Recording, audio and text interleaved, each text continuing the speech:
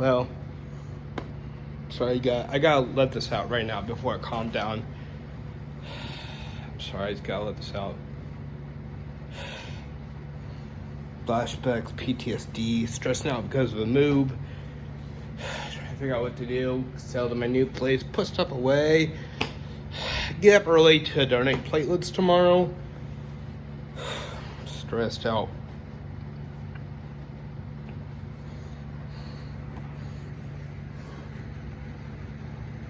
Having thoughts of taking my life and stuff.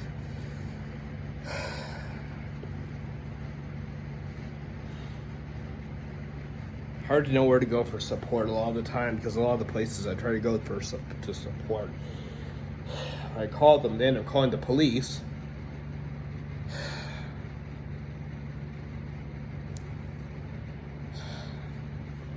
And the police are a big reason why I want to take my life.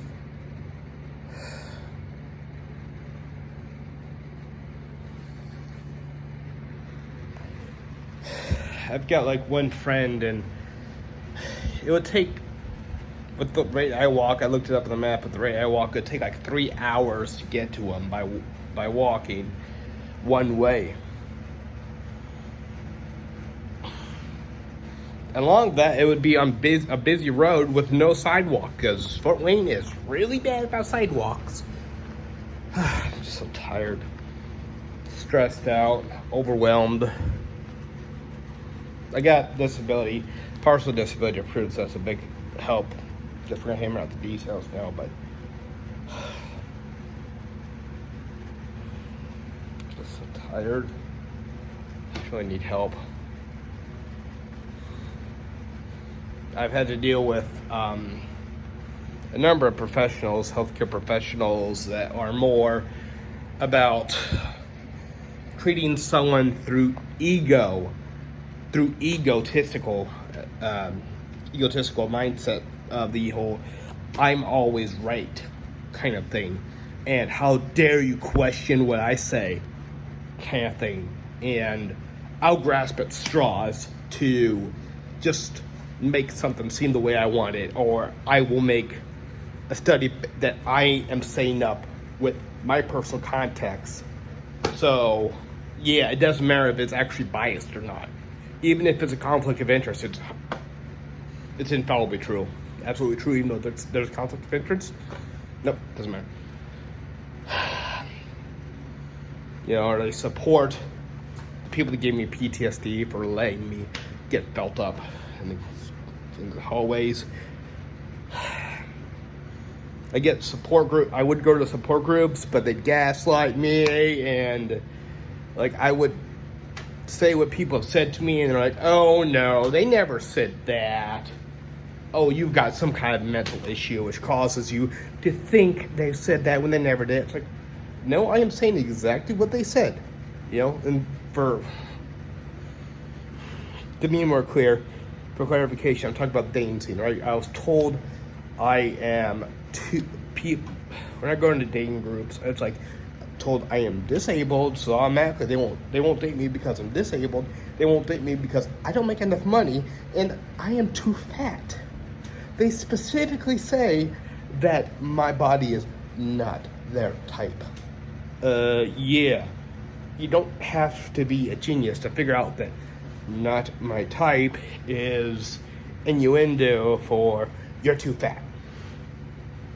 And then I go to try to get into a support group, and they're like, "Oh, we think you actually have a problem with body image issues." I'm pretty sure if they said that I'm too fat, which they basically did, you know, if they said it, I'm pretty sure I'm not imagining it, you know? I would go to conventions, but at conventions, I have to deal with people freaking out in my face, so that I end up, when I leave, unless I completely cover my entire head, which at that point I'm just left alone. If I don't cover my entire head, there's always at least one woman that freaks out and runs away from me. If I go to a convention, every time I leave, I feel worse than when I went there. Every time I leave wanting to take my life because of how I was treated there. Every time. Disability exposed being different. Thankfully. Have to deal with people making medical judgments when they have no qualifications to do so, based on their own personal experience with one other person. So I've had to deal with that.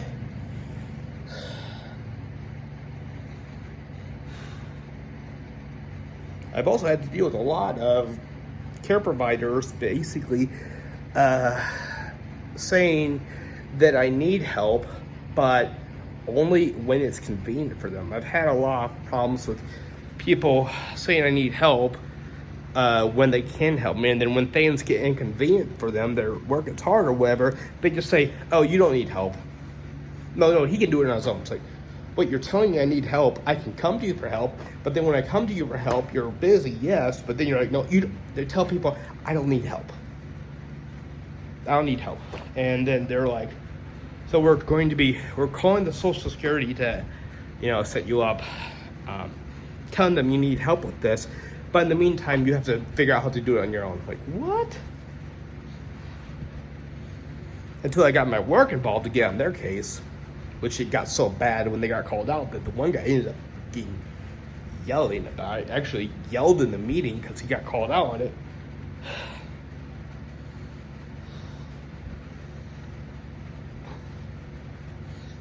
Had a problem with healthcare providers not bothering to listen to me. I've got this person supposed to, prescribe me meds, and she and a therapist are like, oh yeah, the therapist, like, so she's with me like 2% of my life, if not less, but she knows it's absolutely accurate in what goes on in the rest of my life that she doesn't witness. She doesn't witness any of it, but she knows 100% about what happens she never witnesses, and I'm automatically wrong. Because she's got a degree, so she is saying whatever I say is just false, because she's got a degree, even though she doesn't witness about 98% of my life.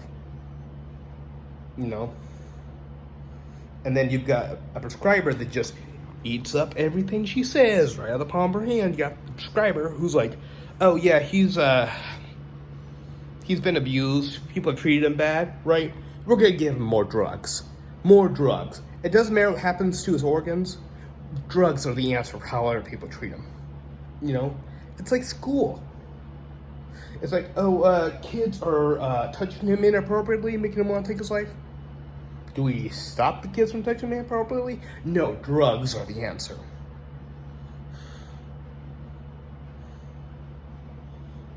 I mean, it's like if you've got a kid in an abusive home, and whatever parent it is abusive, right? Are you gonna try and solve the kid's mental problems by giving the kid more drugs and let the parent be abusive still? Or are you gonna stop the parent, kind of remove the kid from the abusive situation somehow? Because that's what it's like. It's like, the kid being abused first, get more bad, so that takes care of everything. That's basically what it's been. Honestly, I need to bring a body cam everywhere I go now. That's going to carry a body cam and stuff.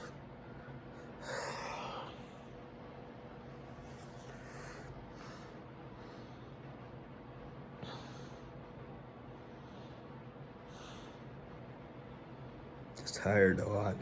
Deal with PTSD left the wazoo. I have to get back to cleaning.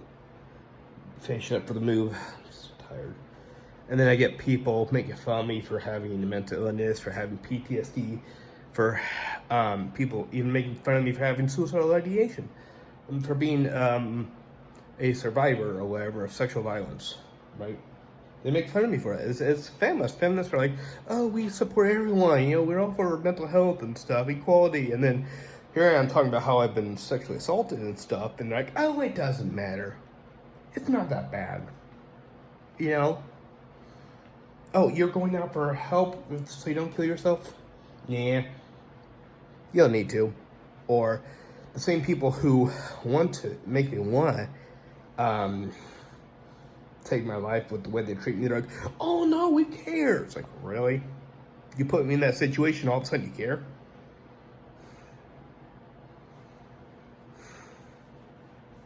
And no, I'm not talking about just healthcare providers. I'm also talking about conventions.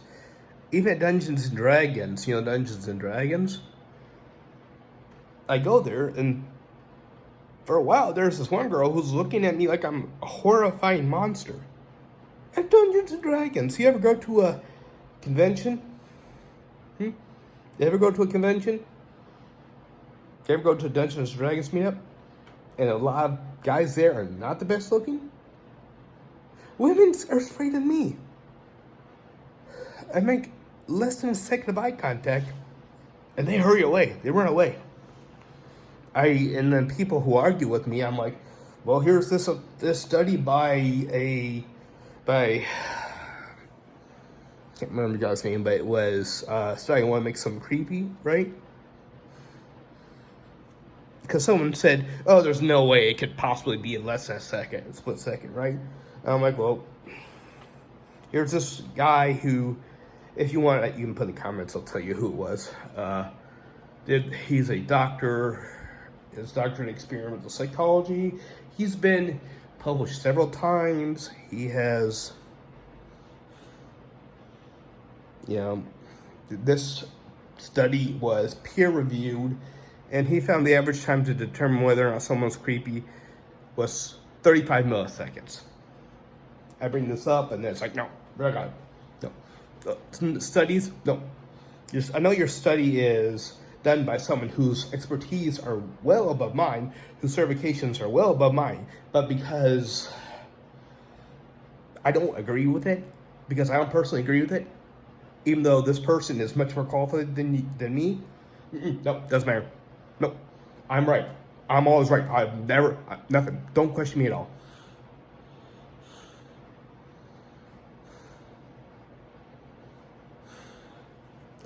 I mean, what am I supposed to think? Having autism, I'll never change much. I'm just tying my boot. I'll never change much in life? Is that what I'm supposed to believe? With me having autism, I'm not going to change much in life? Because that's what I was told about approaching 20 years ago, when I was first diagnosed with Asperger's syndrome. I was told, they were told I wasn't going to change much in life. I didn't believe them. And because I didn't believe them, I have gotten to the point where when they're talking about strategies for helping people with autism, I was doing those strategies years ago. There have been people with family members that have autism that didn't know I have autism. We're talking like little brothers and even sons. They have family members, immediate family members with autism, and they can't tell I have autism, okay? And even then, it's like, oh, whoever works with you must have done a good job. No, I worked with myself. I was observing and trying to not seem autistic myself because I did not believe them when they said I would not change much. So, am I supposed to believe that I'm not going to change much? Because that's what I was told by people like these people.